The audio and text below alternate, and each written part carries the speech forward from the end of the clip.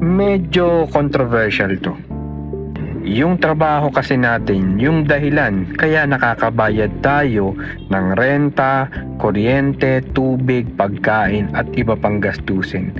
Pero ito yung realization ko. A job pays your bills, but a career secures your future. Ang trabaho nagbibigay ng income para sa pang-araw-araw. Pero yung career ang nagbibigay ng growth at opportunities na magagamit natin sa mas mahabang panahon. Kaya habang nagtatrabaho ka para sa sweldo mo ngayon, huwag mong kalimutang mag-build ng sarili mo para sa buhay na gusto mo para bukas.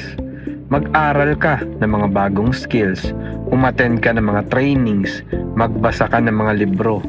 Pwedeng maghanap ka ng mentor at mag-invest ka sa personal development. Dahil darating yung panahon na hindi lang yung oras mo ang magpapasok ng pera sa'yo, kundi yung value na kaya mong ibigay sa market. Magkaroon ng trabaho para mabayaran yung bills, pero bumuo ng career para magkaroon ng mas magandang future.